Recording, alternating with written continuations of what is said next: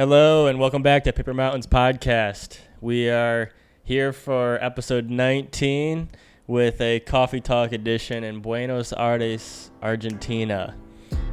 It's me and Morgan, cup of coffee. I just wanted to record a conversation and talk a little bit about some updates with our life. Roughly 6 months since we left our jobs to start traveling. So I just kind of wanted to, sit down and record a conversation with what we've experienced thus far and how things have been going, where we're at, and what's traveling like post-COVID and everything surrounding our lives, I guess. So I don't know, we'll have an hour or long conversation or so and see where it goes. What do you think? All right. Sounds good to me. Let's roll into it. So first thing I wanted to talk about, you started a blog. I did start a blog. You want to talk about that? What led you to start a blog? How's it going? And what are your thoughts after having your first 2 articles out now?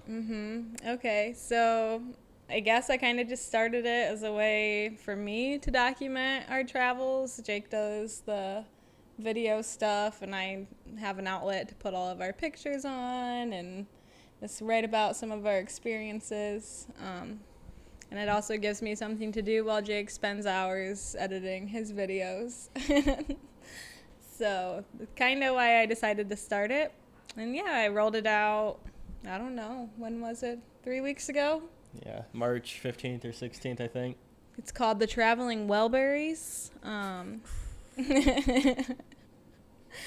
If you don't understand, it's because Welly kind of goes along with our travel theme and the band The Traveling Wellburys. Who's the Traveling Wellburys? So we are the Traveling Wellburys.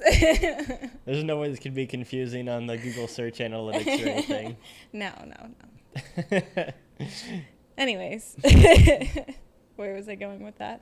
Oh, so 2 articles out now. I kind of skipped this week, hence being in Buenos Aires, and we've been doing a lot of exploring. So maybe next week the next article will be out. Nice. No, I think it's cool. I think it's a nice website. I slowly like getting my fingers into it and messing around with it as well. So yeah, Jake gets to kind of be a part of it as well. We made it like both of our website. His videos are on there, so if you want to check them out on there too. Yeah, for sure. I'll put all the links. I'm going to blast out Morgan's blog. She mentioned that some blog people are making $70,000 a month, so we need to get on that level and start milking this out for as much money as possible. Definitely. We'll start writing. Spill my coffee. Any other thoughts on it since you've put it out? Are you enjoying it? Oh, yeah, it's fun. I think I spend way too much time trying to write articles and put pictures on it, but they turn out nicely, I think. So hopefully somebody enjoys them. Yeah. At least eventually. I know my mom likes them, so that's one person. Shout out to Rudy Tootie. Shout out to Rudy Tootie. Anything else on your blog? Thoughts on it? Is it the same as what you expected? You delayed the actual start about 2 or 3 months since you said you were going to come out with it. I'm a procrastinator, so thanks to Jake for helping me with the technical areas of creating the blog. It did get rolled out this last month, so. So is there anything different about it than what you expected? No,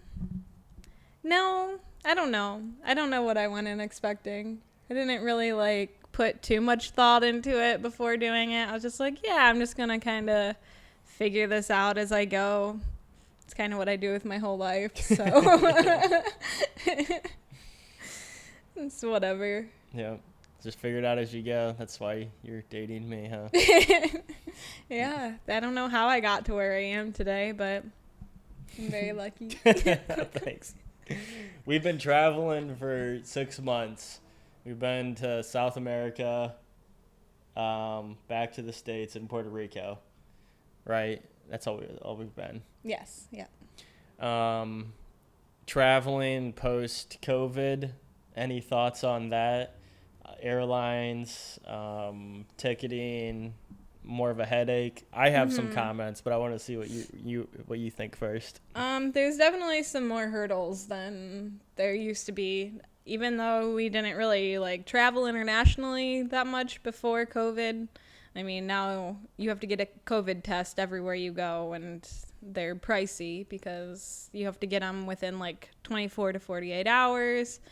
So if you end up having to get it at the airport, it's going to cost you, I don't know, close to $100 for two.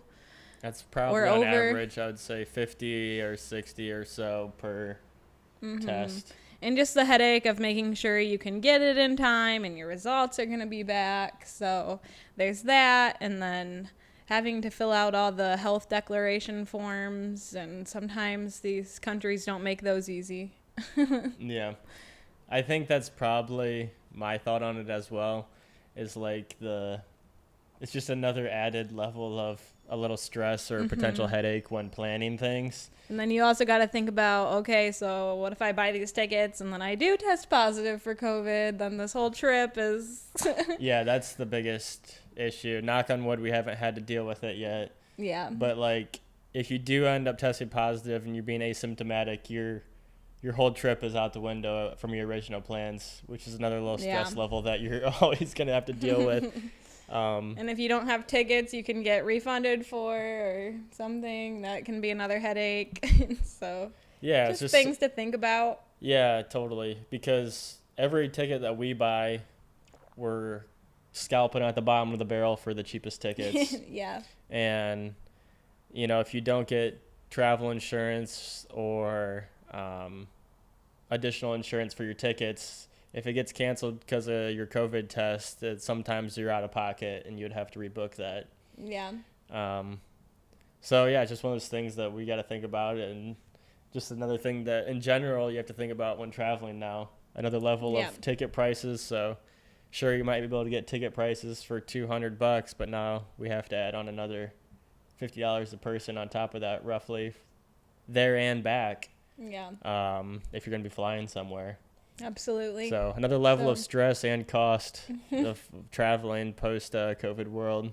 Yep. Yeah, that's pretty much it. I mean, I would say otherwise, a lot of places you're still wearing masks, which isn't that big of a deal. Yeah. But just added stressors to the actual traveling part. Yeah. My, I'm trying to think of anything else on COVID that's changed traveling. No, there was a comment I wanted to make that we both said when we were in Puerto Rico.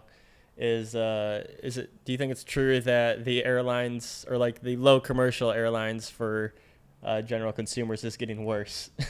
The quality of flights, delays, cancellations by Spirit, Frontier, maybe I don't want to say name names, but like it seems more prevalent that things are getting canceled and rebooked, delayed, and them not caring at all. Yeah, absolutely. I 100% think that's true. Even though, I don't know, before COVID, we definitely travel more now than we did before COVID. But the times that we did fly those airlines, we never had any issues, really. And then it seems like since COVID, every time we've flown with one of them airlines, there's been some sort of issue. Canceled flight, delayed hours, not being able to get reimbursed for a ticket, etc. So, yeah. Well, reimbursed if in the sense of cash. Yes. They're willing to just get you a voucher. different ticket or voucher or Spirit points. A ticket for 3 days later or something. Yeah.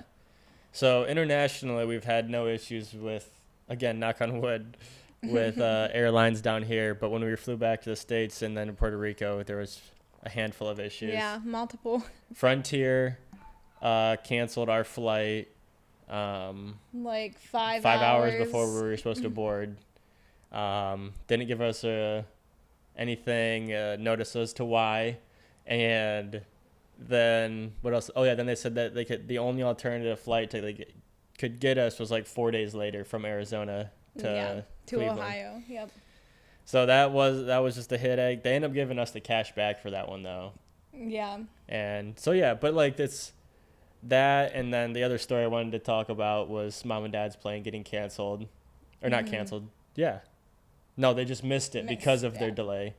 They had a layover in Florida, and their flight from Cleveland to Florida was delayed, and then they missed their flight in Florida to Puerto Rico by like 15 minutes. And it was just a fiasco. They wouldn't get a ticket replacement for 4 days. I was looking online for all the best prices and replacements, and ended up like not being horrible, but it was just another level of stress and headaches of like thing you got to be aware of if you're flying a cheap plane ticket. Yeah. And it seems like it's not getting any better with their quality of service. Yeah. No, definitely not getting any better, I don't think. But yeah, that was definitely a headache. We had planned to pick them up, so specifically stayed in the Airbnb right next to the airport, so we could pick them up in the middle of the night. And then Jake ended up being up in the middle of the night on the phone with the airline for I don't know how long. Yeah. And just a bunch of stress, but it ended up working out. So. Yeah. That's one of those things, and I don't want to take it for granted that we're in a situation, too, where we're traveling with the luxury of not having a set deadline. And I felt more bad for my parents or anybody else in situations where you have to go back to work at a set date. Yeah. Right? If we get delayed a few days, it's like, okay, whatever. Right. Cool. We'll just go back. We'll fly in a week when we can buy a ticket. But some people, or most people, have to go back to their jobs. Yeah. So if you get delayed a few days, that's just completely eating into your 7-day vacation that you had set aside, and now it just turned into a 5-day. Right. And then 2 days of stress. We would have felt much better about it if it would have been us. It still would have been annoying, but at least it wouldn't have cut into our entire vacation time, because we've been on vacation for 6 months practically now. So yeah. 2 more things on airlines I want to talk about and just kind of put out on record from conversations I've had with friends and ticket prices. We do, like I said earlier, we find cheap tickets. And we've talked about it. Do you explain kind of our process of why we can find such cheap plane tickets and how we go about doing that? Okay, so when I start looking for plane tickets, or when we start looking for plane tickets, we go to Google Flights and we just try different airports and we try different dates, especially since we have the flexibility to go on whatever date is possible. We can check all dates around the time we want to fly and just kind of figure out what has the cheapest tickets. We'll look at different places we can fly to. So like when we came to Buenos Aires, we weren't set on coming here. It was like, well, let's see what country or place we can fly to that has the cheapest tickets right now. So it's not like, oh, we're going to fly here and that's it. We got to go on these dates at this time and make sure it works that way. And then your tickets are thousands of dollars because that's the only time and place you can go. Yeah, the advantage we have in contrary to what we traditionally have to book tickets is people are set to, hey, I have approved these vacation days. So you're basically flying out this Saturday and you're flying back this Saturday. Yeah. So you're kind of stuck to those prices. But what we found is sometimes if you just mess around with the dates a bunch and you fly out on this Monday and then you stay a week longer and you fly out on that Wednesday, all of a sudden the ticket prices you can find for that were originally $600 a piece are now all of a sudden $150 a piece. Yeah. So it's another advantage of like being free around with your own scheduling, which is what is incredible, because now just because you can get these cheaper prices, it means that we can travel longer. Yeah, it's like, okay, we'll stay here for an extra week. Like, we don't have to be back for anything. So like for us, that works, but much harder when you are working. I have no idea if these mics are picking up this the sirens. If it's not, I will leave this in, but if it is, it's going to cut it out. We're overlooking our balcony in Buenos Aires right now, so we might get picked up some traffic sounds. If it gets too loud, I'll shut the door. Okay. Well, we'll see, huh? Yeah. But going back to that a little bit, when we were working, we could always at least try to find cheaper dates by checking all the airports like within 3 hours. So like for our Ohio friends, you know that where we live, you can drive to Detroit, Cleveland, Columbus, Cincinnati. All those airports are pretty generally close to the same distance away. For us, from being from where we're from. Yeah. So if you check all of those airports for the cheapest ticket, then sometimes you can get a better deal, but it just depends. Yeah, there's so many tips and tricks that you could do for booking things, of trying to find cheap tickets. And mostly it just comes down to don't be beholden to the dates and don't be stuck to one airport, I would say. Yeah. And then, man, I could probably make a whole podcast episode on like me being annoyed with Spirit. But the last comment on that, just that thought of too, is like when you're comparing ticket prices, it's also extremely important if you're accounting for checked bags or not. Yeah, that's true. Because with us flying internationally and planning long trips, when we have like baggage that's checked, you have to constantly go through TSA and back out of TSA for different connecting flights, immigration and stuff like that. And there's been a handful of times where we were running through the airports to try making our next flight. But yeah, and then the prices too for the cheaper airlines. I don't know, mid-tier airlines are going to include checked bags. Yeah. So if their tickets are $50 more, if you're checking 2 or 3 bags, sometimes they're going to charge you $60 a bag. Right. So like if you're just taking a backpack, if you're okay with dealing with the pain in the ass, like we are, then yeah, the cheap airline makes sense. Yeah. And you just kind of wing it and hope it all goes well. Definitely. Anything else? No. That's all I got on that topic. I do want to give Ryan Tanaka a shout out, see if he listens to this. He had me listen to a podcast of the creator of JetBlue and Azul Airlines. We've flown Azul here, right?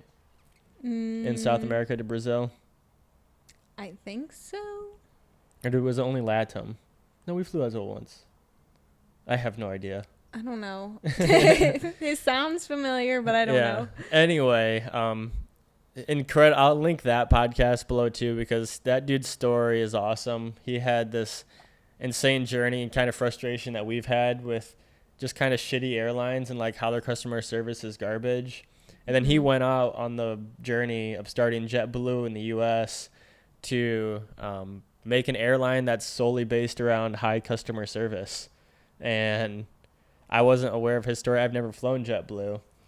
But yeah, long story short, he got pushed out of the company because he was so strong in his ways. He moved to Brazil and he started Azul, and he started that Azul. And now that's the most used airline in Brazil for daily people moved. And then now he's coming back to the U.S. to start another airline in the U.S. So hopefully there's another quality airline that's going to be in competition, because in my opinion, if you're trying to make a good business, it's got to be based around customer service. If you want to succeed, it's got to be. But who knows? I could be completely wrong, because Spirit and Frontier are taking over the U.S. Yeah, cheap tickets. So that's what it takes. I'm gonna yeah, exactly.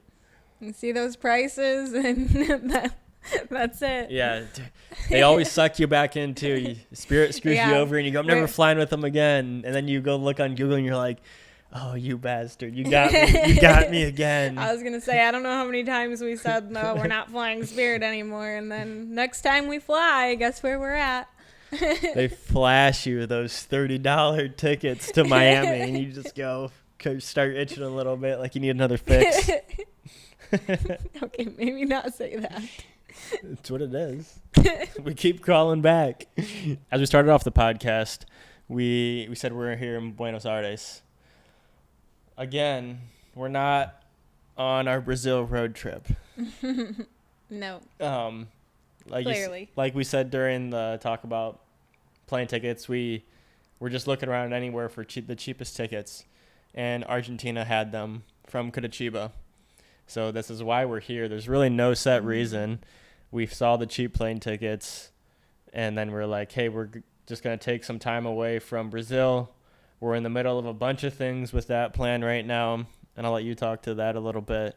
But yeah, so we're in Argentina for 3 weeks, and yeah, it's just kind of a spur-of-the-moment trip. So there's going to be a few videos that we got planned for this trip, and then we're going to go back and start our Brazil road trip through that entire country of what we've been talking about since we've left our jobs. Yeah, so you go into a little bit of like what led us to really like looking to fly here, I guess, and then what our plans are in Brazil going forward.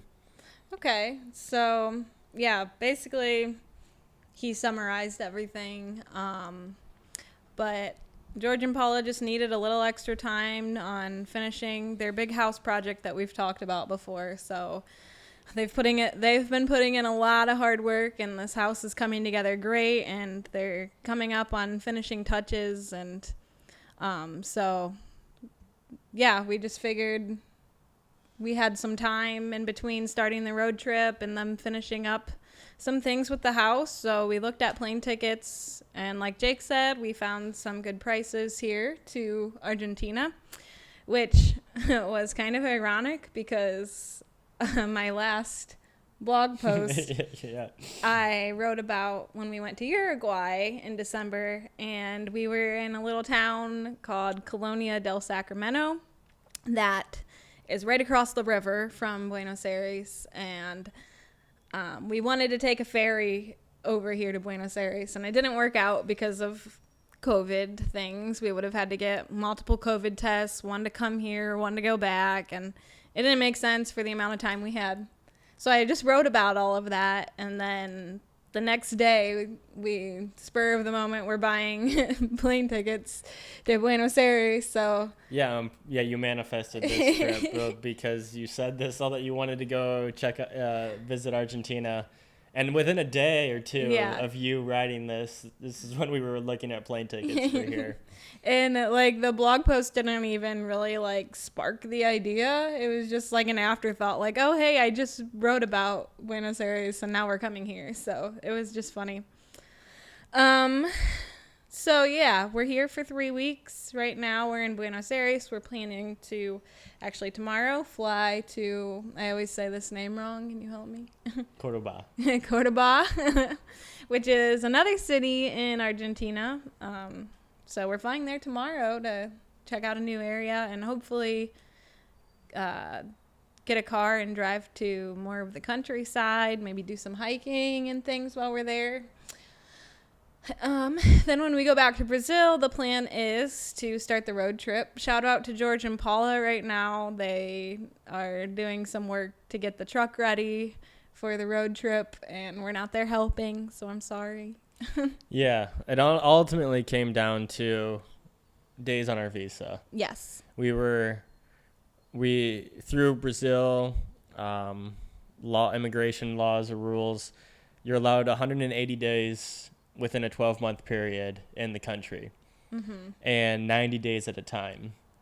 So we were just in Brazil for a few weeks, and the whole time we were there, we were trying to figure out how to apply to their new Nomad visa, which they created, which is basically saying if you have a certain amount of money or income coming in, that you can stay here under a full 360-day period under, hey, I'm working in the U.S., but I'm living here under a temporary residency. Yeah.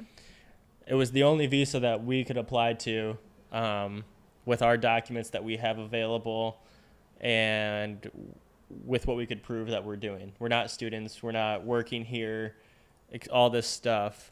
So we were planning to deal with this for the whole time we're in Brazil for the last 3 weeks.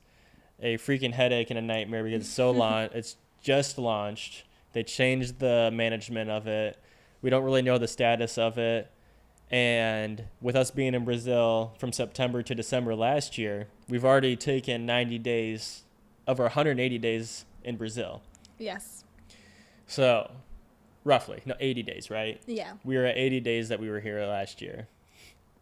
And now we were in the boat of, hey, the Guaratuba house project that they've been working on, are we going to stay there and eat up more of our days into our next 100 days that we have left? Mm-hmm.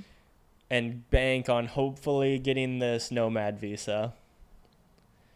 Or do we want to fly out for a few weeks, wait till the house project's completely done, we fly back, and then we have 70 days to do this road trip?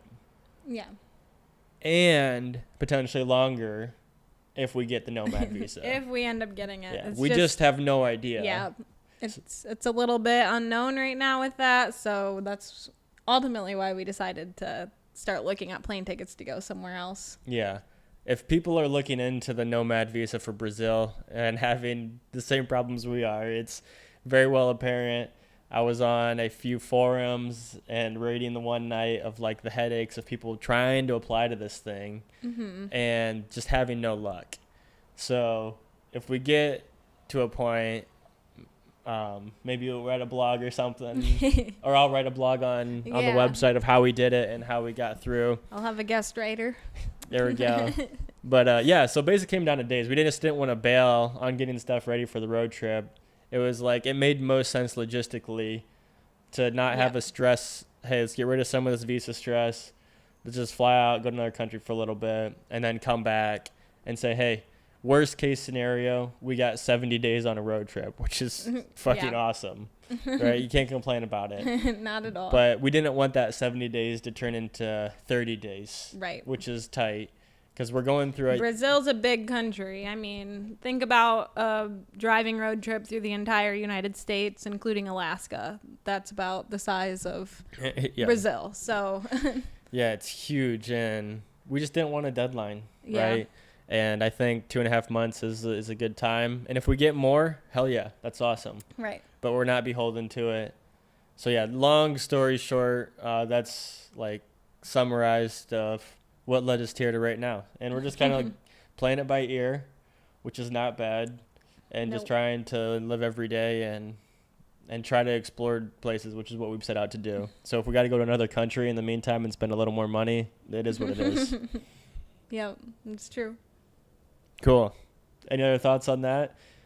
All I know is that I'm super excited for the Brazil road trip. Yes. We made the round loop roughly. You made thousands of pins on Google Maps of potential places to go to. I went pin crazy. I just started looking stuff up and pinning everything, so to kind of put a route together. And there's so many amazing places and things to do, especially along the coast of Brazil. So yeah, we're not going to run out of things to do. No. So yeah, I'm excited to make those videos. I'm excited for that. I'm excited for Cordoba tomorrow. Yeah, everything's awesome. There's some definitely stressors that we kind of run into along the way with visas and stuff. My phone getting stolen, not having a phone anymore. Well, there's another story we got to talk about now. No, we don't need to talk about it now. It'll go in the next video and get people to watch the next video. But yes, the phone was stolen here in Buenos Aires. I'm phoneless. So if you're trying to text me or call me, I don't have it. I'm not ignoring you. We were in Brazil for 3 or 4 weeks. We were a little bit of just hanging out in Guaratuba, helping a little bit on the house project here and there. But there was a few things that we hit really hard, which was getting your blog launched and practicing Portuguese.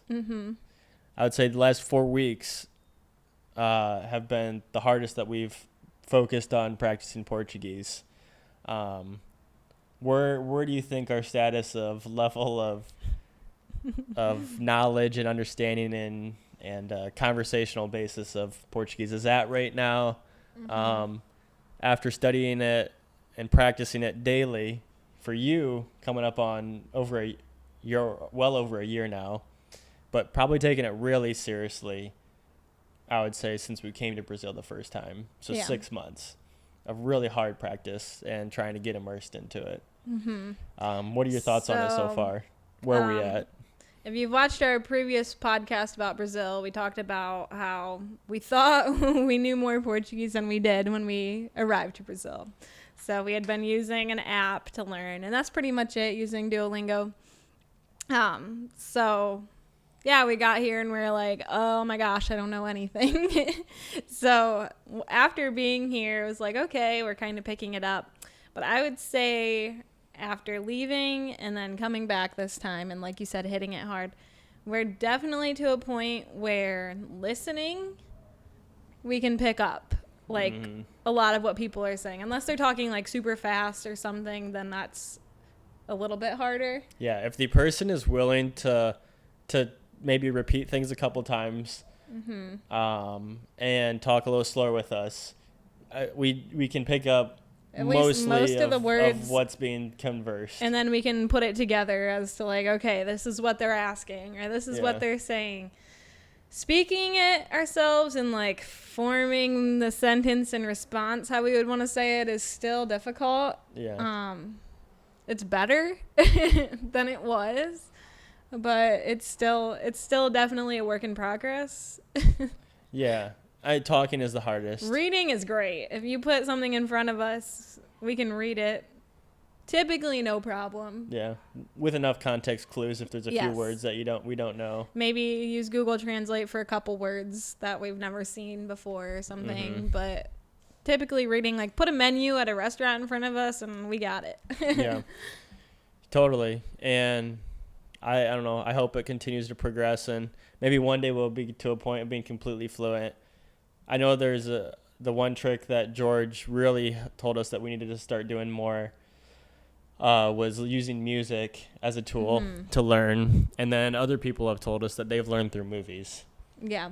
We have yet to really watch any Portuguese movies, but that's definitely another resource where it sounds like really elevates people's basis of hearing and talking. And then the music thing of what we've been practicing, of George's method. I don't know who taught him this, but he said it helped him when he learned English. Yeah. It's you listen to a song in Portuguese. I have a whole playlist of 10 or so songs that we've been listening to on repeat and trying to just continue to hear. But you listen to the song, and then you write the words in Portuguese of what you think they're saying.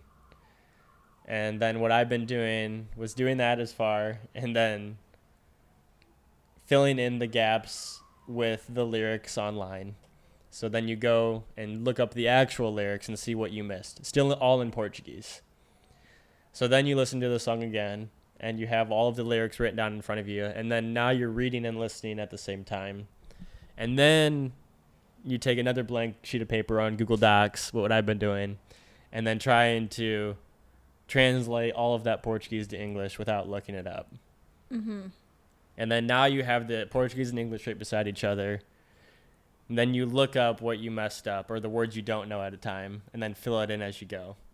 And then now you can when we listen to these songs, we have the Portuguese lyrics in front of you to read, and then the English ones to kind of look back and forth and just continue to re-ingrain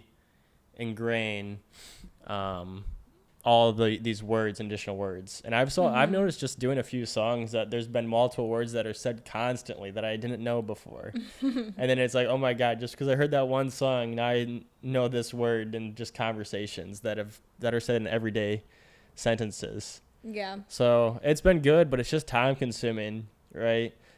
It's helped us being back in Brazil and not really having too much of a plan and stuff going on to actually sit down and do that kind of stuff, because we are traveling, then we're like, oh, we're going to go do this or we're going to go do that, and we don't set enough time aside for it. So 100%.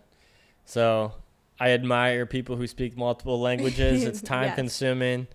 We're getting better day by day, and maybe one day we'll get there too with the completely fluent people of being multiple linguists. We can only hope. Sorry, this is my third cup of coffee today. Might be slightly addicted. This is on you for this one because you wanted to do a coffee talk podcast. I'm not opposed to it, but it gave me definitely another caffeine buzz for this conversation. There's a few more things I want to talk about for this episode. And the other one was so I said we've kind of been helping on the Guarda House project. We've been practicing Portuguese. I've been running more, trying to get you to run. Hey, I've been running more too. It might not be as much as you have, but in the sense of how much I was running before. We've been trying to get into working out on a better routine. That's going okay. See, I get Jake to do the ab workouts and he gets me to do the running. So Yes. We're good for each other, Yes. right? The ab workouts. There's a gym in this Airbnb that we just worked out for an hour yesterday, if that, and we were destroyed. The first time going into an actual gym, and I don't even know the last time using equipment. It's been a long time. College. Yeah. So we're destroyed from that, but we've been trying to get into more of a routine of working out. Yes. And reading more. We have our Kindle with us. Mm-hmm. And don't forget about the yoga routine. Oh, yeah, the yoga We kind of fell off this last week, but... Yeah, we've been pretty solid on stretching. At least, I would say on average still, what, four times a week? At least, yeah. I am 1,000 times more flexible than have been in my entire life. Mm-hmm. I don't know if it's the shoes or that or a combination of everything, but my knees don't bother me at all. I go out run 5 miles. Mm-hmm. And my knees don't hurt anymore. I can touch my toes standing up. Never been able to do that. That's a big difference that I've noticed with you in starting to stretch. You couldn't get near that close to your toes. No, not 2 at all. years ago. No, not even last year. Yeah. So stretching has been awesome. I highly recommend that for anybody trying to get into a daily habit of, I guess we can't really say that because we're not in a daily, but a habit of stretching more frequently and being more flexible and doing yoga because it's great for stress, heart rate, flexibility, and then you just feel better in general once you get done stretching. Yeah, absolutely. Where was I going with that? There was one more thing. Oh, yeah, reading. Mm-hmm. Been reading more, and I took me a little bit focused on this book because there's so much information, but I wanted to make sure I consumed it right, was Sapiens. And this book was awesome. One of my favorite books that I've read in a long time. You finished, I've actually bought it for you a couple of years ago with the intention of reading it after that. Yeah, Jake bought me the hard copy of it for my birthday. 2 years ago, probably. Or 2 years ago, something. Yeah, I don't remember. But I read it right away, and it took me a while to read it, too, because it's kind of one of those books where you want to read a chapter, and then you just kind of put it down and allow yourself time to process and digest what you just read, because there's a lot of information. Yeah. And I just kind of wanted a little bit, since with it being fresh in my mind, being finished it, put on the record of what my initial thoughts were. I'm going through all of my notes now and compiling it on a Google Doc. So it's just an incredible book to see it's long story short, it's a brief history book on the entire history of mankind, going all the way back to the first Homo sapiens 10,000 years ago to where we are today. And a history book, a philosophy book, and theory of like why we had the cognitive revolution, why do we think we do, why are things created, it's just an incredible book. So there was the ending section on happiness that I want to get into, because I thought it aligned well with this podcast and how I talk to people on the idea of happiness. But I wanted to see if there's anything that you remember from reading it. I know it's been a few years ago, but is there any of the topics or sections of the book that really stood out to you as being like some of your favorite? So from the main thing I remember reading about is being like super interested in the first section of the book, being all about like the first Sapiens and like kind of evolving into like Yeah, I would say like that section is like the cognitive revolution, right? Yes. Of the evolution of, hey, these are primitive beings, but they're still in this state of being primate humans, and like the first level of like societies being built and tribes being formed and all of that history. It was awesome to read about. I loved that section too. Super interesting. I think that's the section of the book I pounded through the fastest, just because I was like, oh, this is really interesting. Like, I want to keep reading about this. Mm-hmm. It's been a while since I read, so excuse me for not remembering too much. No, but no worries. I know, like, when you start talking about something you're reading, I'm like, oh, yeah, I remember. Like, that was interesting and stuff. But yeah. I thought the section on religion was really interesting. Me and you talked about it the other day, just like, for example, about how these civilizations on opposite sides of the world that never even knew the other ones existed, like they all had some form of religion or worshiping or something. Yeah, and you kind of question yourself, or the book makes you question in the way it's framed as to, you know, is there a reason for this happening?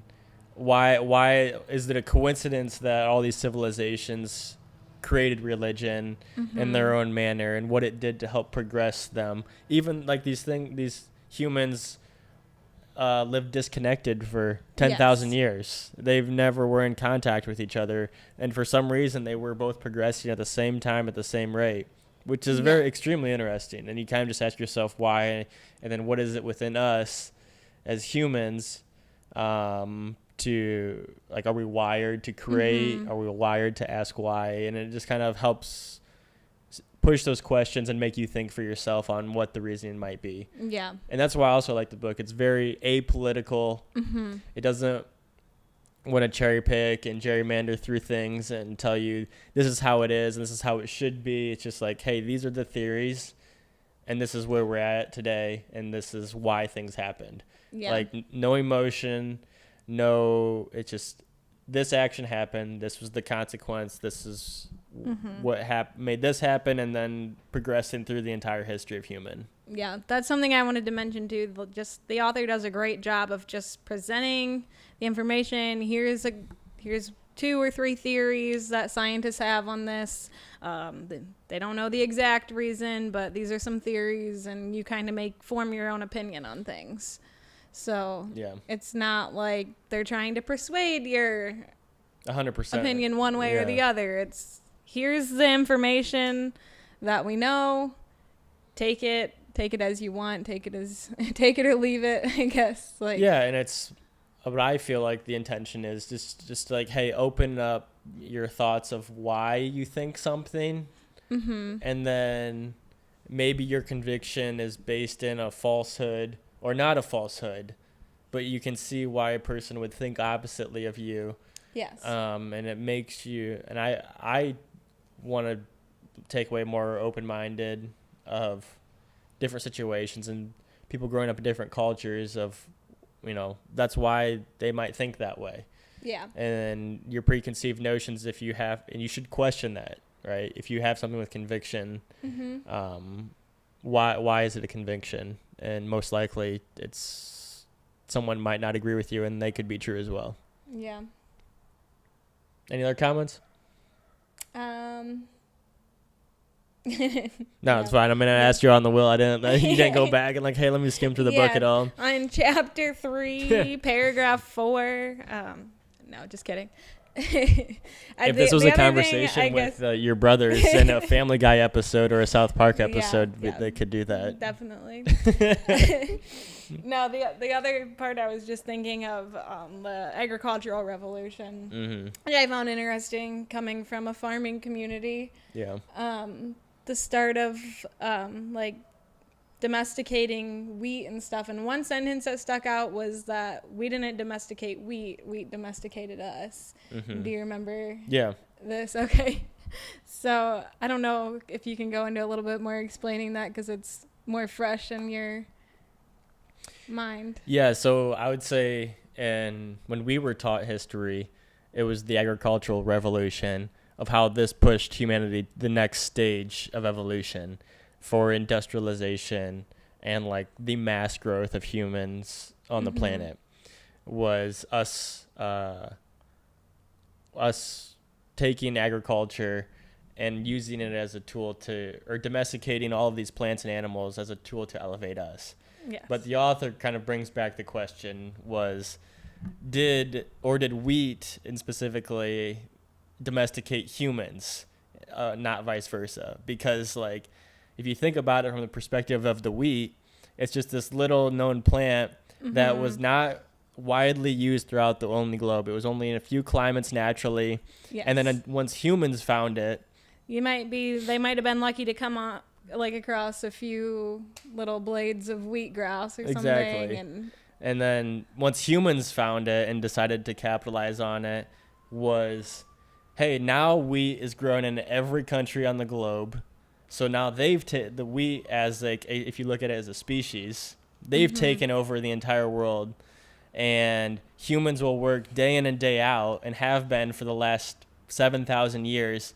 Of if they can't grow wheat there, they'll spend their entire lives removing all of the rocks from the soil just to make sure that wheat will grow and live successfully.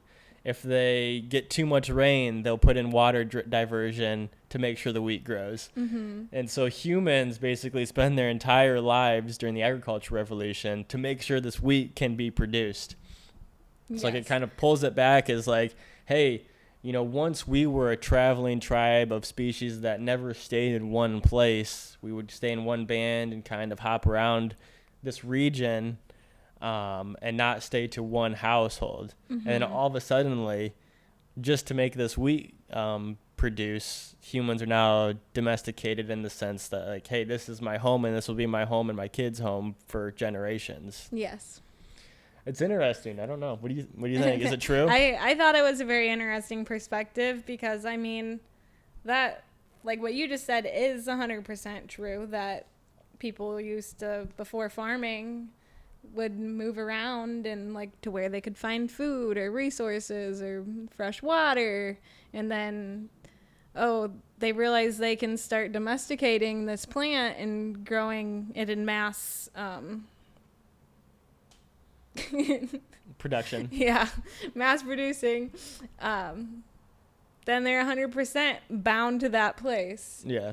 Because they have to make sure that the wheat's going to grow. They have to maybe pull weeds from it. They have to water it. They have to remove rocks from the soil. So yeah, I would say that's true. Yeah, and this entire structure has led to the systems that we have in place today. Yeah. I just find it a little funny to talk about it in a sense on a podcast when we're in Buenos Aires, Argentina, right?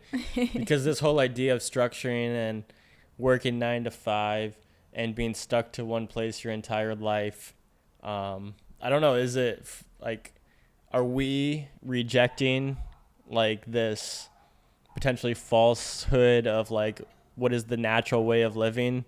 Or are we just like potentially going back to what's instinctually what humans have been doing for thousands of years? Yeah. Right, just kind of traveling around and living. Yeah. We're in a bit of a different situation because we are still in a very much a product and consumer driven world where like things cost money. Yeah. Right. We're not like we're not foraging. going off to live off the land in a forest. Exactly. Definitely not. I don't know, but maybe there's something instinctual on like more and more people thinking about their lives, kind of rejecting this notion of the way life needs to be because based on the history books, you can trace it back that, hey, life wasn't always like this. It's just kind of this cycle that we've been going down as a species and humans up until today. Yeah. Who knows where that will go in the future, right? Yeah, who knows? That's probably more than we can probably talk about a whole podcast on a topic like this. So. And us not being any qualifications to do so. Yeah. Just ideas. But Yeah. And I don't know, we're here just living, right? And that's what I think life is about. So yeah. we're going to go out and explore some more of the city today and see what else there is in Buenos Aires before we fly out tomorrow. Yeah. Last thing on Sapiens. I want to briefly go into how they ended the book on the philosophy of happiness. We talked about happiness when you were with your first podcast with Alicia. A little bit. It was more of like my traditional question and answering kind of conversation. But the book had the question of like, what is happiness? Is it external, internal? Is it all just chemicals within you, and anything, as long as those chemicals are induced at higher levels of serotonin or dopamine, is that happiness? And then like kind of tying that back to, is happiness what makes you human? What do you think? Oh, I don't know. That's a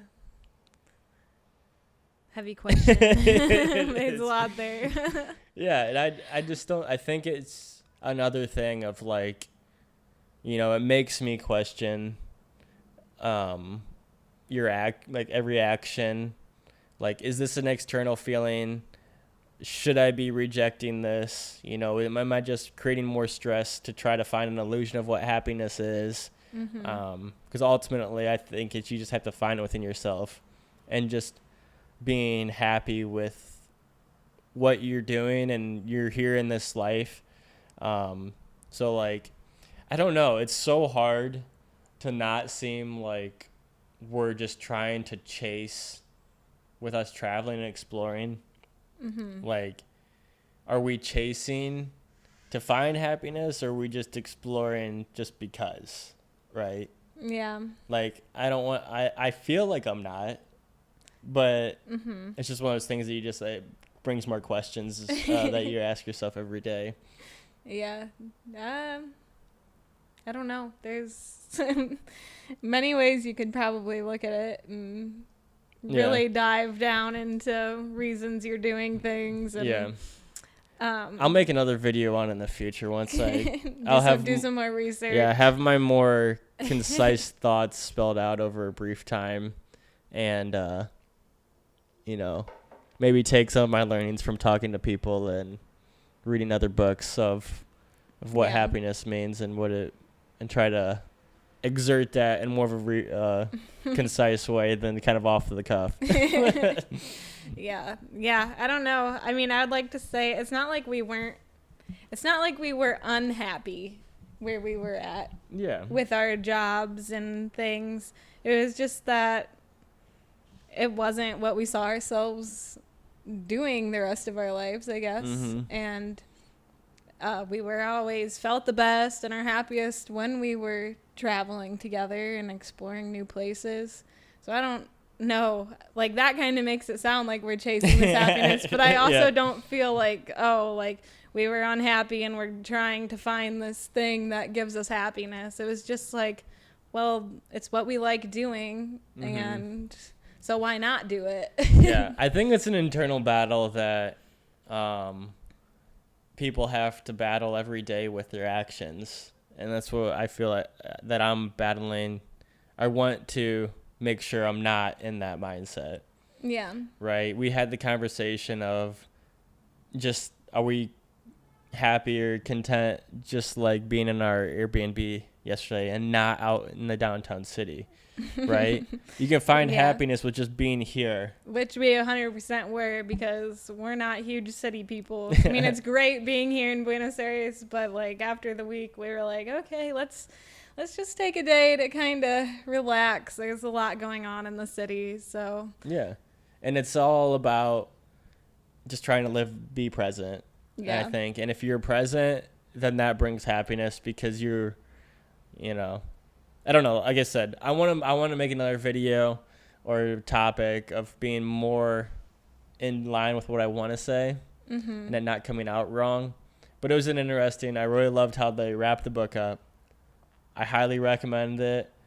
That one is in my top recommendations now from now on to anybody who wants to read a book. So go out and read that one. So last thing I wanted to go into is with us traveling and living this life that we have. Um, I myself am becoming more and more disconnected from the news cycle and what's going on in the world. And like what we've talked about before is how you're not like you've never really been connected to this news cycle or this whole other thing that's going on outside of your world, because you're very good at just like, hey, I'm doing my thing and I'm living, like, why do I need to clutter my whole life with all of this nonsense?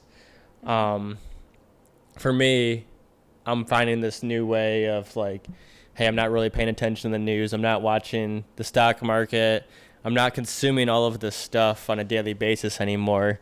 Do you think this is a good thing or bad thing from your perspective of of how you've lived and kind of treated media and news and just everyday life? Yeah, so it's true. I've never really gotten into it. I don't know if it's necessarily a good thing, but I don't think it's a bad thing. I think there's a balance of where you should probably know a little bit about what's going on in the world, but not consume your entire life around the news in the world, especially like bad things that are happening or politics and like just like that's all some people can focus on or think about, and then they're out with friends and having a conversation and it turns into those types of things of what's going on in the news, and then I think it takes a toll on people. Yeah, that's interesting. I just thought of a new point too. Of like, it is exhausting for one, because most of the time it's combative arguments. People don't get anywhere because you're not going to change someone's mind. And then two, is it's kind of boring. Yeah, like I don't want to go out to dinner with my friend and talk about the news. I'm sorry, or the presidential election. Or yeah, something. like, don't you have more of a personality to you than what's going on in the news? Yeah, yeah. Like what's I don't know. I want to know what's going on with you, Yeah. right? Not what your thoughts are on the next presidential campaign. Yeah. Yes, everybody knows COVID sucks. Yeah. And you're complaining about it, but like what's happening in your life is more of an interesting and fun conversation than what's your opinion on something. Yeah. It is interesting. I guess the way I always looked at it too is if there's something really important going on in the news, I'm going to hear about it from somebody or something. Like, Yeah. I don't actually have to be looking into it to hear about it. Somebody's going to talk about it if there's something really big going on. Yeah. So, and then if it's something that piques my interest, I might look into it a little bit, but I don't know. Yeah. I think I've said this before, that we're coming from a place of privilege a little bit too, where we don't have anything majorly like going wrong, like in Affecting our lives. Exactly. Yeah. And it's, I don't know, it might be naive and it might be privileged, but I think that if it's all you're consuming and it gets so negative to a point, I think you'll lose your sanity at some time. You'll just break if that's where you're at in your life, because you got to draw the line somewhere and just live your life. Yeah. And try to be like, hey, I'm here, I'm present. Yes, this thing happening over here is horrible, and maybe in some capacity I should educate myself about it. Yeah. And best case scenario is I try doing something, but I don't know, right? It's such a hard thing to, because then there's always that other thing that's being ignored, right? If you're consuming everything and you see this and you're trying to help with this thing, there's another negative thing that's happening in the world. I mean, there's negative things happening everywhere, and it's horrible. It sucks. But if you spend all of your time only digesting these types of things and that type of news, think about like your own happiness on that perspective. Yeah. You're going to end up being really negative and thinking how bad the world is. Yeah. And with what you said earlier of it being a balance, as I do think is the key of, it's smart and the best thing to be aware that things are going on and not lose your awareness for what's happening in the world. But for your own sake of happiness and sanity, you have to draw the line and just be like, this can't be my whole life. I need to find peace with myself and do the things that I want to do. Mm-hmm. And where the balance at for one person might be somewhere else for somebody else. It just depends on on how much you can consume and how it affects you. So yeah, and with me going less and less all the time, I said earlier my phone was stolen. This is forcefully, even outside of my, if I want to be just more disconnected without having a phone now, by proxy I'm going to be more disconnected. Yeah. And we'll see me finding this balance because I'm more and more turning into nothing of like consuming nothing. Yes. You're turning into nothing. But you have nothing, you have no meaning anymore. Yeah, I know. On the positive side of things, of like what we consumed in the airport coming to Buenos Aires, I woke up in the morning, first thing to a text from Spencer of, hey, I'm mad that there's not a meme already about this slap, the Will Smith slap. And I didn't even know this happened because I was like disconnected. But while we were not paying attention, there was this whole global conversation going on along because Will Smith slapped Chris Rock at the Oscars. So then we got caught up in the airport where we were killing time, and we were laughing at losing at all the memes. The funny side of the culture and internet society of like, hey, this is happening, and it's fun to be a part of the conversation. But yeah, like what you said earlier, just once it turns negative and combative, that's when it's toxic. Yeah. If you're like so focused on this one thing happening and that's what all you can think about, and you're like mad about it, or you're twisting it to something. Yeah, to try to find some meaning or source, or like, what's the... Yeah. It's like, okay, a celebrity slapped a comedian. Like, am I really gonna like focus on this or move on? I don't know. But I mean, we sat there for like an hour laughing at memes. So by proxy, we were sitting there consuming it for an hour and like getting drawn into it. But at the end of the day, I think we also realized that this doesn't affect our life, and we're just going to move on. Yeah. I mean, it was funny to laugh at the hundreds of memes that people are very creative. Within hours of it happening, there was hundreds of memes out on the internet already. Yeah. And they were funny, so. Yeah. But yeah, no, we're not going to do that with every single thing that happens in the news cycle. Just suck ourselves into what's going on, and I don't know. So on that, can you do a deep dive on the status of the Ukraine war with Russia, please? Well, I'm just kidding.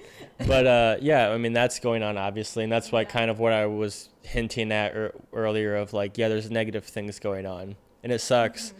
The whole situation of like witnessing a war in the 21st century is insane via social media and the news, and seeing it happen unfold, and you just kind of sit from our position and go like, well, what do we do? Yeah. Are we supposed to do anything, or should we just like live your life and not go crazy about it? It's a hard thing to figure out. Yeah, because then you think about the people that are living in that world right now, and it's like, we sound selfish here saying... Yeah, 100%, which it is, right? Yeah, 100%. And that's where I sometimes feel like I need the balance of consuming a little bit more, because like I've watched and seen a couple of things that's going on in the Ukraine war, but like I couldn't go on and tell you too much about it because I haven't really watched that much. But the things that I have seen on the news when a TV's on around me or something is very sad and devastating, and it's like hard to watch. So yeah, it is. And it comes just back to, hey, what we're doing is being disconnected and try and just live your life. And I think that's what everybody can do. And from your comment of like, hey, if we go out there, and if we're in a conversation and somebody's negative, that's just producing more negativity. But as if we can just go out in the world and be happy and push more happiness, then hopefully that just is a rolling effect of doing your part, right? Yeah, so spread peace and love, man. Yeah. Peace to the world. Yeah, just need to be happier. But on that, we're going to wrap up this podcast. We're in Buenos Aires. We're flying out to Cordoba tomorrow. We're enjoying it. More videos to come.